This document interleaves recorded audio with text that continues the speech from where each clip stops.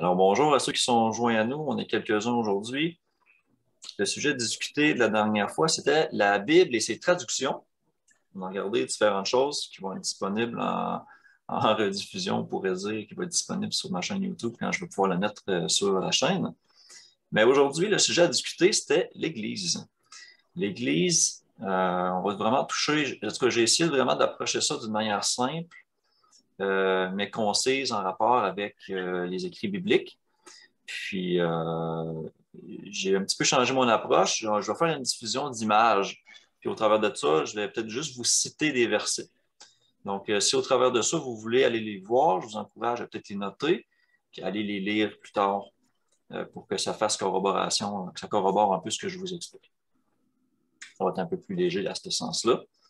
Donc, quand on parle d'Église de nos jours, la vision, je pourrais dire, commune qu'on a, c'est un bâtiment. Donc, je vais commencer avec ça.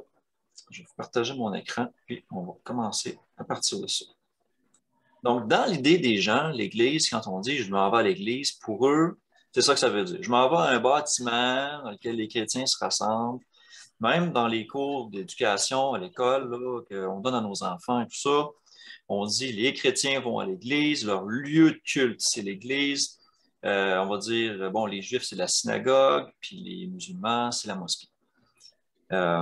Mais quand on va un peu plus loin que la perception superficielle de ça, on trouve des choses beaucoup plus intéressantes, plus profondes et plus importantes à comprendre que simplement un bâtiment. Il y a un fond de vérité à ça, c'est un bâtiment, mais c'est très superficiel. Le mot église dans la Bible veut aussi dire assemblée, congrégation, comme on va le voir au travers de la présentation. Et le mot synagogue aussi, qui tient comme plus pour les Juifs, veut dire aussi la même chose, congrégation, assemblée. Mais en tout cas, je ne sais pas si vous allez pouvoir le trouver, mais moi, quand j'ai fait la recherche pour la mosquée, par exemple, ça parle vraiment d'un lieu physique. Je ne semble pas avoir trouvé une connotation d'assemblée ou que ce soit en rapport avec l'islam, par exemple. Bon. Si on regarde d'un niveau étymologique, c'est-à-dire l'origine des mots, Église vient du mot ecclésia. Okay? Et ecclésia, ce n'est pas un bâtiment. Ce n'est pas ça. Jésus n'est pas en train de bâtir une structure humaine avec des briques, du bois. Il n'est pas en train de bâtir ça. Il est en train de se bâtir, de se rassembler un peuple. Donc, ça, c'est plus la bonne définition générale de c'est quoi l'Église. Maintenant, on va aller un petit peu plus dans le détail. Quand on regarde le mot ecclésia, on parle d'étymologie, le mot ecclésia provient de la combinaison de deux mots. Donc, il provient de ek, qui veut dire sortir, et klesia, qui vient d'un mot apparenté à appel. Donc, si on fait une espèce de réunion de ces deux mots-là dans le mot ecclésia, ça veut dire ceux qui sont appelés à sortir. Donc, sortir. Sortir de quoi? Juste avant de la regarder, on va aller dans des saisies d'images que j'ai de eSword qui montrent le mot ecclésia, c'est-à-dire église. On le voit ici dans le grec. Et on voit, par la concordance, ça nous explique que c'est un composé de deux mots, dont ek, qui veut dire from, out, donc de, ou tirer de, sortir. D'accord? Et l'autre mot qui est ecclésia provient d'un dérivé de kaleo, qui veut dire to call, appel, d'appeler. Et ça dit même aloud. Aloud veut dire fort, d'une façon forte. Donc, un appel puissant, un appel fort. C'est intéressant. Et on voit les autres significations dans la concordance qui sont marquées. Donc, ça représente une congrégation, une assemblée, l'Église. Bon. Quand on regarde le sens étymologique du mot, on parle vraiment de ceux qui sont appelés à sortir. Bon, appelés à sortir de quoi? Moi, je vais vous dire du monde dans le sens du péché. Mais comment vraiment le savoir? Parce qu'il y a des écrits de Paul qui disent que là, on ne peut pas littéralement sortir du monde. On ne peut pas sortir du monde d'une façon absolue, parce qu'il nous faudrait de vivre absolument seul. On voit ça en 1 Corinthiens 5, 10. Jésus non plus, quand il a prié notre Père, il a demandé à ce que les disciples ne soient pas retirés du monde, mais qu'ils se fassent préserver du mal dans le monde. Ça, on le lit en Jean 17, 15. Et la petite nuance ici est importante parce que souvent, on va chercher à expliquer le mot Église. Et puis, quand on utilise l'expression de vouloir d'être appelé à sortir du monde, on dit, mais c'est impossible puisqu'on vit dans le monde. On doit comprendre qu'il y a une nuance entre le monde charnel, ses attraits, ses subtilités, ses séductions et toutes les choses qui nous entraînent au péché de notre nature charnelle, et le monde d'un sens spirituel. Jésus, qui lui-même était sur terre, disait qu'il n'était pas de ce monde. Donc, c'est ça l'essence de ça, je pense qu'il faut comprendre. Alors, appelé à sortir, sortir du monde, sortir du péché. Et on a des exemples bibliques. On peut voir par exemple que quand les Israélites sont sortis d'Égypte, ils ont été appelés à sortir de l'esclavage, et entre autres de l'esclavage du péché. Donc, ils sont sortis d'Égypte.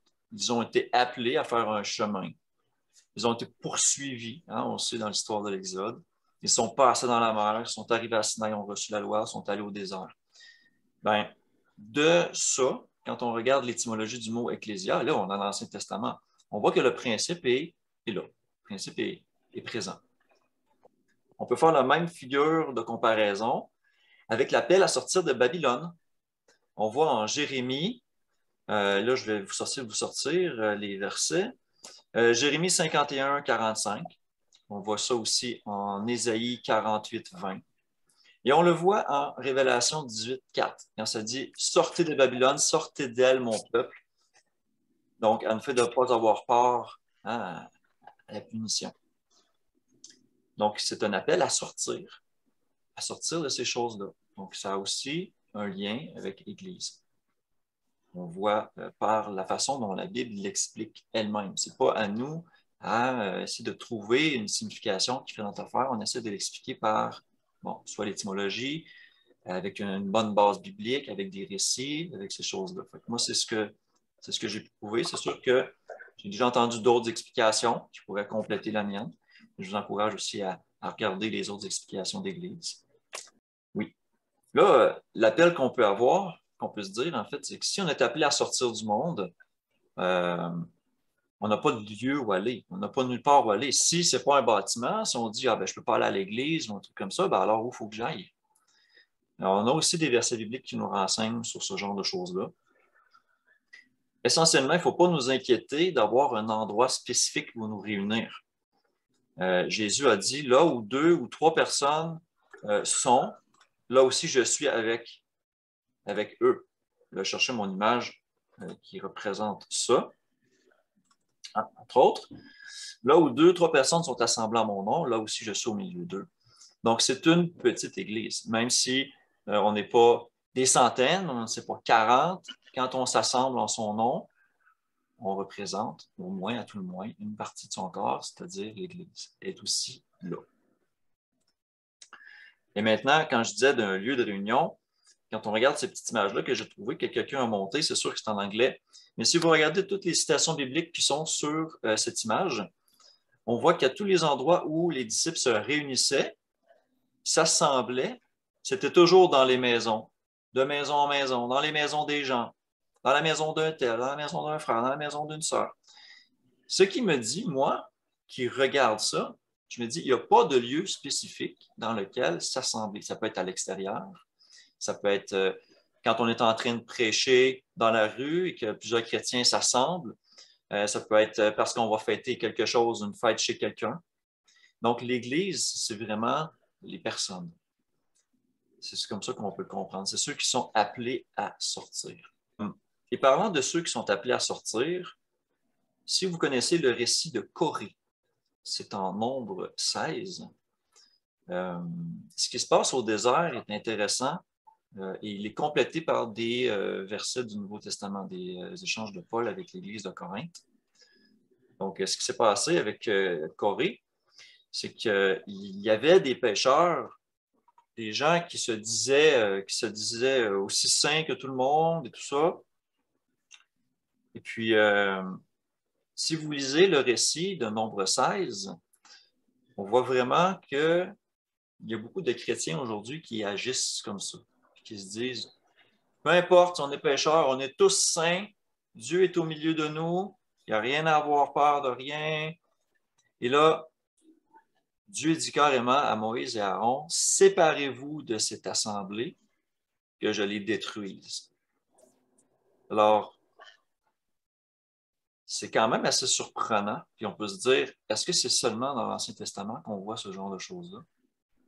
On a des parallèles qui se complètent en 1 Corinthiens 6, 15 à 17, dans lesquels il est écrit que si on fait un seul corps avec une prostituée, et on sait que la femme est un symbole pour l'Église, on va y revenir un peu plus tard, mais une mauvaise Église, une prostituée, on ne fait qu'un corps avec elle.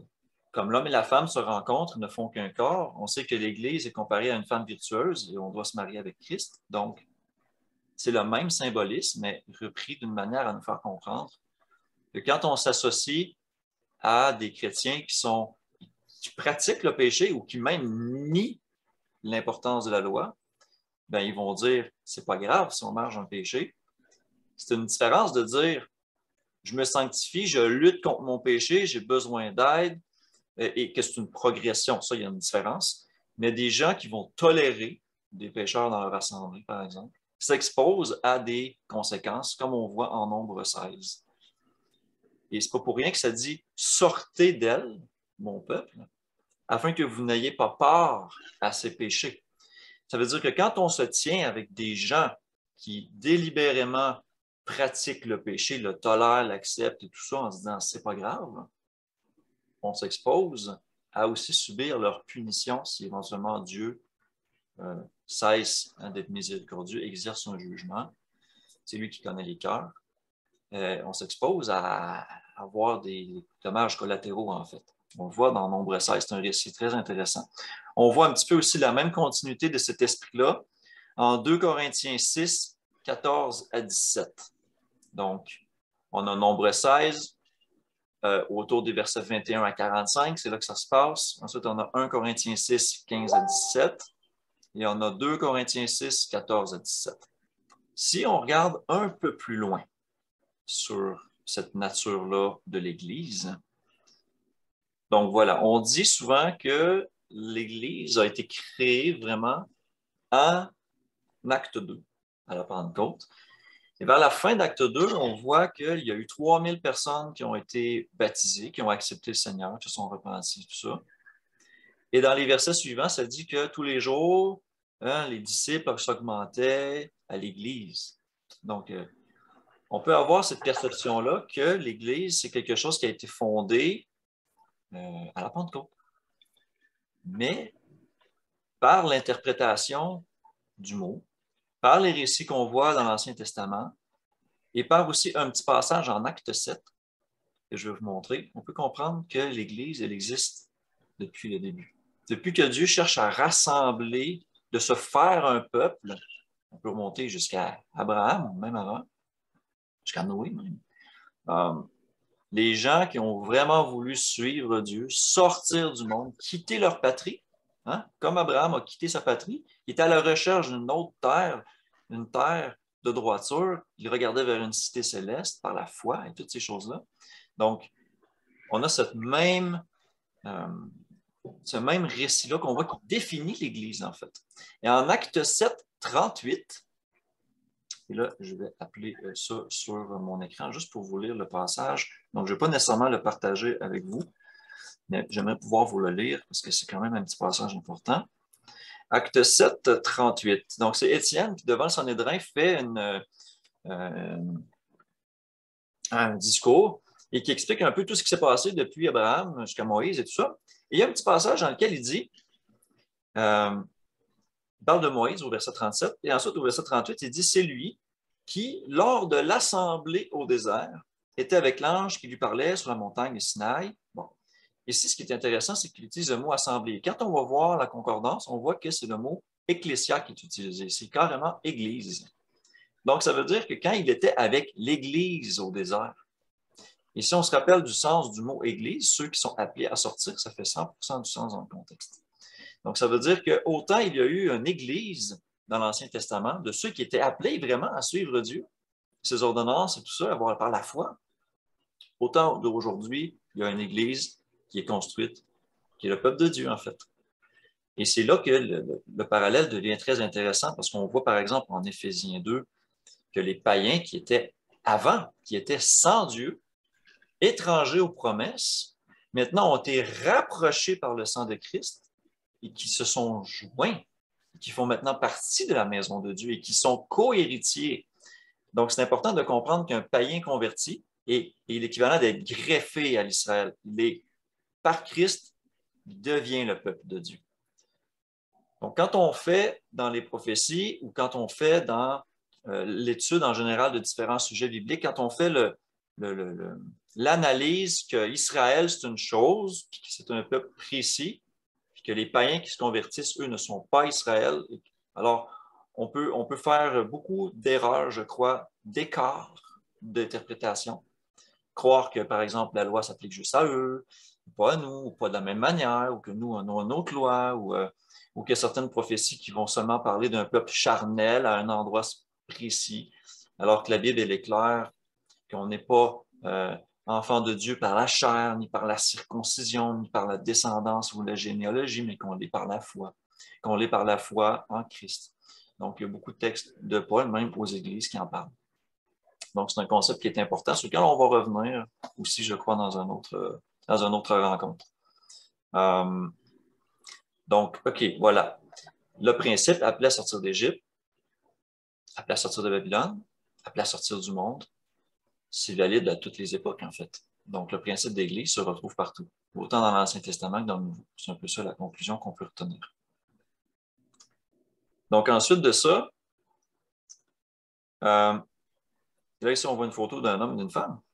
Eh bien, j'aimerais vous parler du lien entre l'Église et le corps de Christ. Comment on fait le lien? Parfois, on peut le savoir, mais ce n'est peut-être pas aussi clair. J'ai vraiment identifié différents symbolismes, mais qui sont distincts.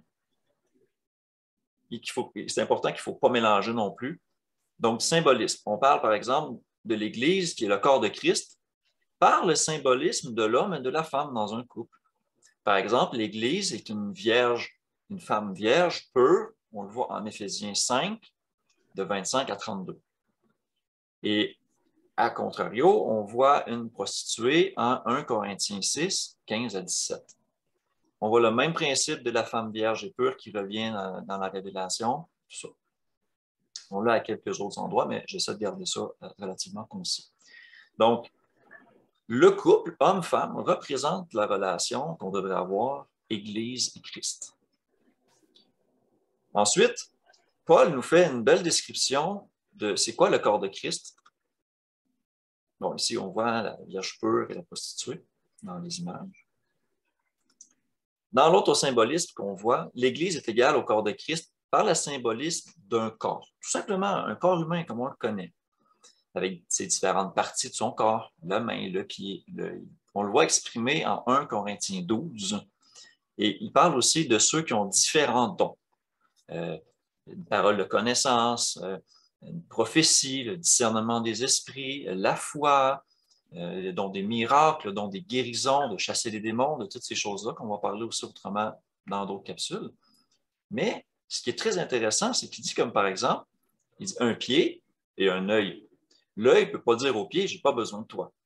Parce que si on n'aurait pas de pied, l'œil tomberait par terre parce qu'il s'enfargerait, il se blesserait lui aussi éventuellement. Et également, si le pied dit, je n'ai pas besoin de toi, l'œil, c'est pas vrai, parce que le pied, pour bien se poser à un endroit quand on marche, pour éviter de trébucher, tout ça, il a besoin de l'œil. Alors, c'est une comparaison qui est très bien expliquée d'une façon complète par Paul en 1 Corinthiens 12. Alors, on voit le corps de Christ expliqué dans le symbolisme d'un corps et de l'interaction des différents membres du corps. Alors, il dit carrément, il dit, nous sommes comme l'équivalent des différents membres et nous avons différentes fonctions, différents dons, Mais tout ça contribue au corps de Christ, tout ça contribue à l'édification, et on fait tous partie d'un même corps. Donc, c'est important de comprendre cette notion-là, le lien donc entre Église, Assemblée et le corps de Christ, par le symbolisme d'un corps, tout simplement. Ensuite, on a le symbolisme du pain de la Pâque, comme par exemple 1 Corinthiens 10, 16 à 17. Là, je m'en vais le lire parce que c'est un beau passage. 1 Corinthiens 10, 16 à 17. Donc, il dit, la coupe de bénédiction que nous bénissons, n'est-il pas la communion au sang de Christ? Et le pain que nous rompons, n'est-il pas la communion au corps de Christ? Puisqu'il y a un seul pain, nous qui sommes plusieurs, nous formons un seul corps, car nous participons tous à un même pain. Donc, dans le symbole de la Pâque, où il dit « Ceci est mon corps livré pour vous » et qu'on prend la Pâque, on mange le pain et tout ça, le symbolisme de tout ça est assez surprenant parce que, bon, il y a un certain adage qui dit « On est ce qu'on mange ».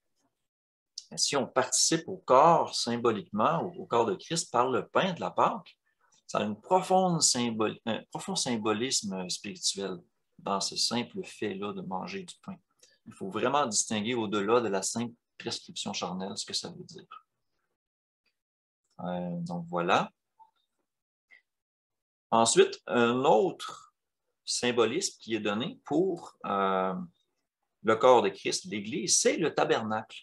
Autant qu'on parle d'assemblée au désert, souvent dans l'Ancien Testament, on parle aussi, comme par exemple, que Dieu n'habite pas dans des résidences, des maisons faites de main d'homme. Donc, on comprend par le message des prophètes et par le Nouveau Testament qu'en fait, depuis le début, Dieu, ce qu'il veut, c'est habiter parmi nous.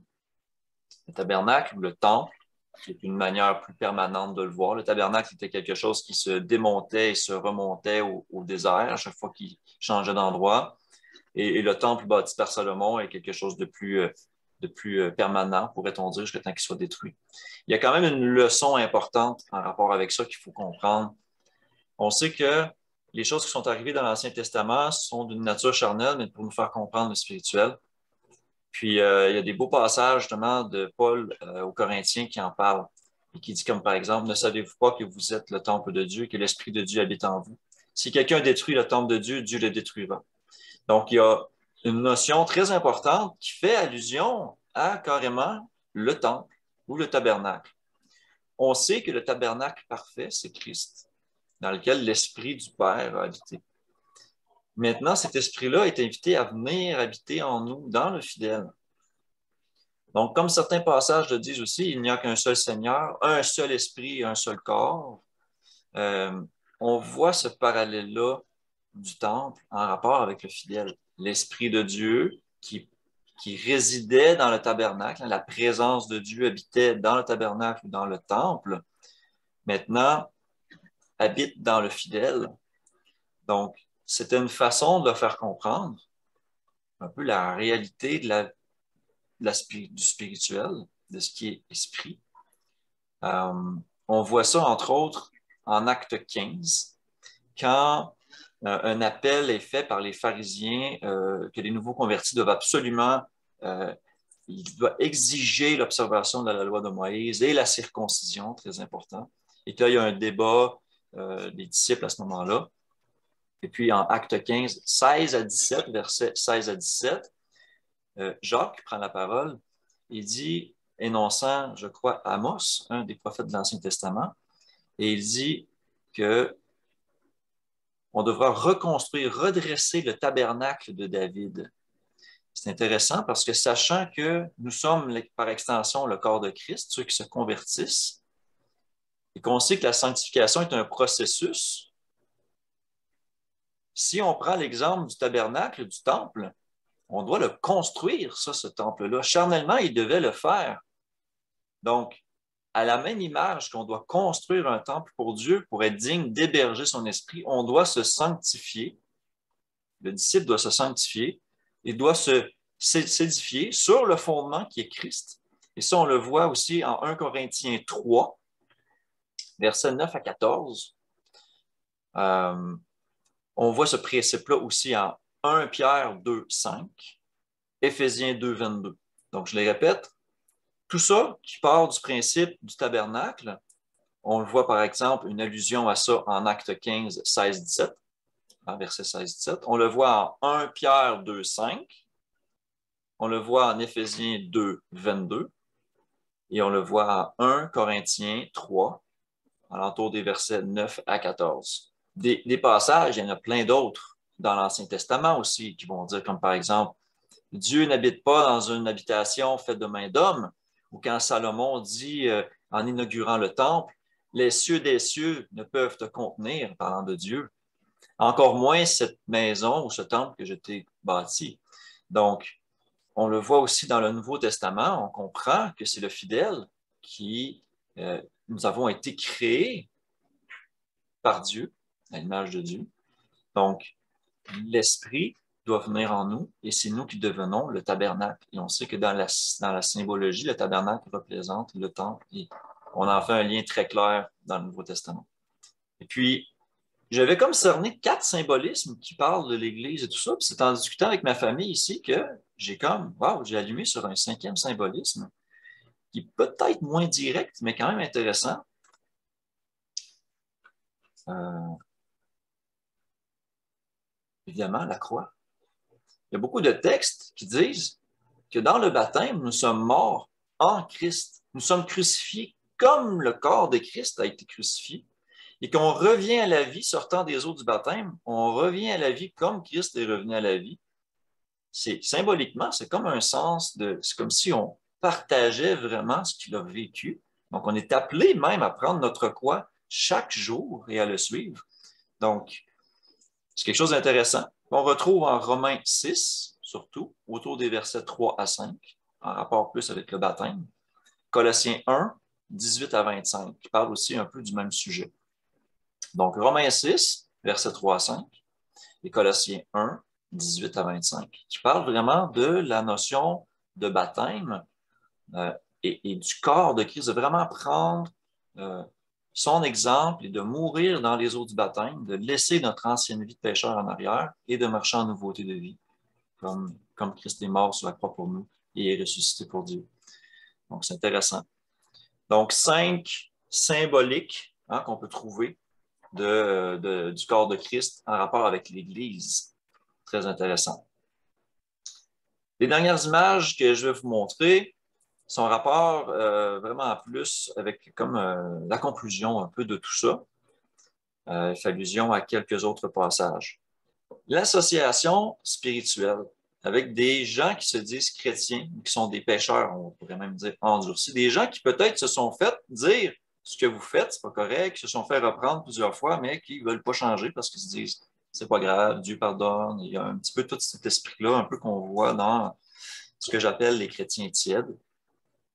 On le voit aussi au travers des Écritures en Révélation, c'est ça que je vais aborder. Mais c'est hasardeux, une association, vraiment ce qu'on appelle un fellowship. C'est avoir compagnie. C'est vraiment partager la table et la vie de ces gens-là. C'est de ça qu'on parle. On ne parle pas nécessairement de leur rendre visite, parce que sinon, comment on ferait pour prêcher l'Évangile? S'il ne faut absolument pas voir ces gens-là, ces chrétiens-là, ou des païens qui sont pécheurs, tout ça, ben, on n'aurait pas d'occasion.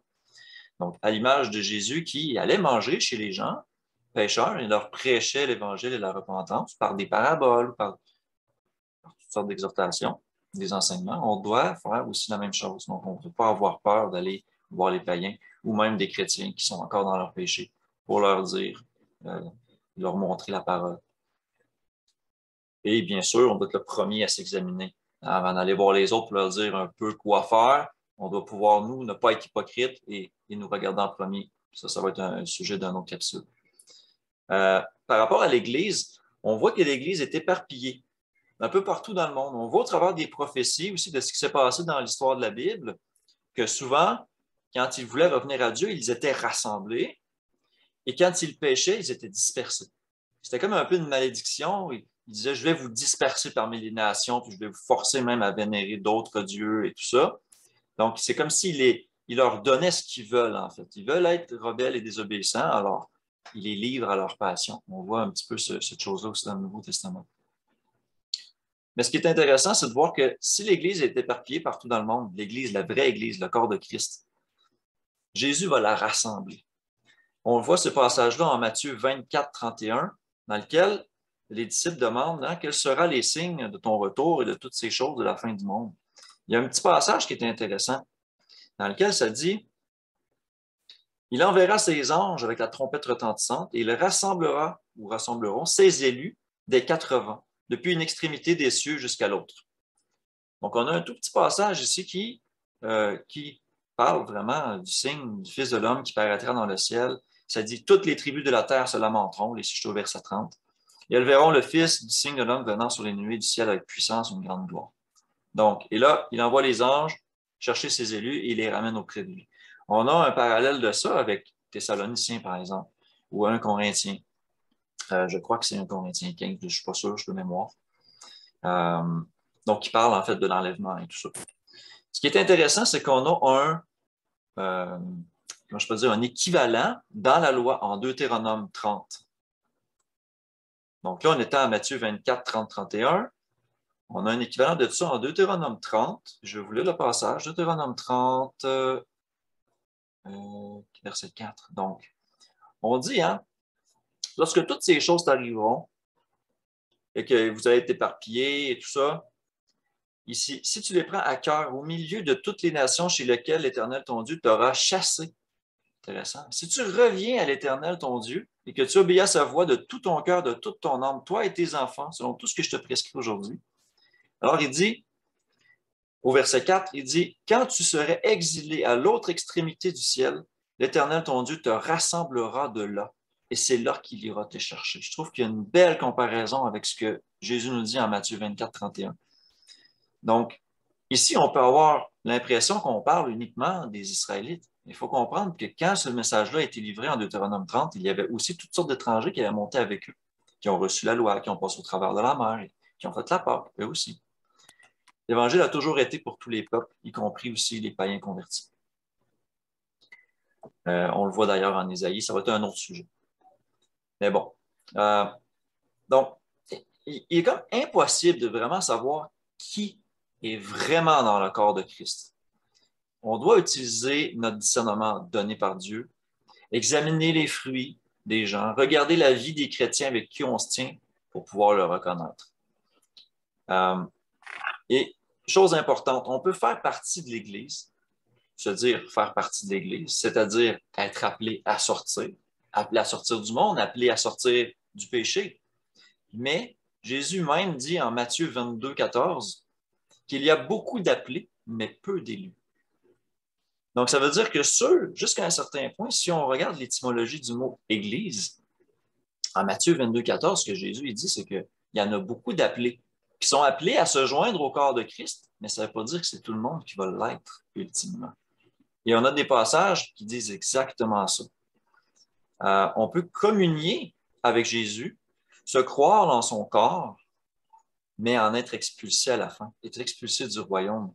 C'est très clair en Matthieu 7, 21 à 23. Ici, c'est très clair dans le contexte que Jésus parle à des gens qui le déclarent comme étant Seigneur. Donc, on s'en va à Matthieu 7, 21 à 23. On peut lire les passages. Ceux qui me disent Seigneur, Seigneur, n'entreront pas tous dans le royaume des cieux, mais celui-là seul qui fait la volonté de mon Père qui est dans les cieux. Et alors, on dit, plusieurs me diront en ce jour-là, Seigneur, Seigneur, n'avons-nous pas prophétisé par ton nom? N'avons-nous pas chassé des démons par ton nom? N'avons-nous pas fait beaucoup de miracles par ton nom? Toutes des bonnes choses à faire avec son nom, mais regardez ici. Il dit, alors je leur dirai ouvertement, je ne vous ai jamais connu. Retirez-vous de moi, vous qui commettez l'iniquité.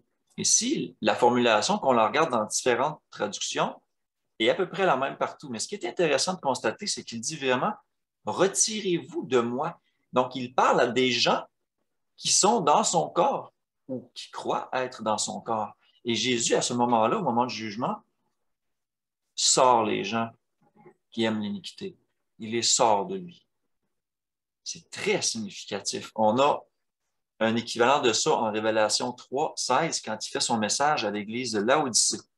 Apocalypse 3, 16, qui est très courante, on pourrait dire, On l'entend souvent parler chez ceux qui sont en feu pour le Seigneur et tout ça. Ça commence en Apocalypse 3,15, hein, qui dit « Je connais tes œuvres, je sais que tu n'es ni froid ni bouillant. Puisses-tu être froid ou bouillant? Mais parce que tu es tiède, que tu n'es ni froid ni bouillant, je te vomirai de ma bouche. » C'est assez fort comme symbolisme. Et étrangement, vomir, hein, je peux vous partager une image en rapport avec ce que je suis en train de vous expliquer. C'est assez fort comme symbolique là, de dire hey, on va nous vomir un peu. Bien. Par exemple, quand tu as un mal dans ton corps, tu as mangé quelque chose de pas bon, ou que tu as une maladie, ou ton corps est malade, comment ton corps peut réagir en vomissant? Il va sortir ce qui n'est pas bon. C'est très puissant. Et c'est 100% en accord avec ce que Jésus dit quand il dit « Sortez de moi, vous tous qui commettez l'iniquité ». Donc, dans le corps de Christ, si on ne fait pas attention, si on prend pour acquis que nos péchés, ce n'est pas grave, qu'on tombe dans une espèce de tiédeur, eh bien, on peut se faire vomir. Et il y a un parallèle intéressant en rapport avec ça. En Lévitique 18, là, je ne vous le lirai pas tout, mais je vais vous lire juste le petit verset qui en parle. En Lévitique 18, on donne un paquet d'ordonnances en relation, par exemple, avec la fornication, l'inceste, la bestialité, l'homosexualité, toutes ces choses-là. Et à la fin, on dit, ce sont là toutes les abominations qu'ont commises les hommes de ce pays et qui ont été avant vous, et le pays en a été souillé.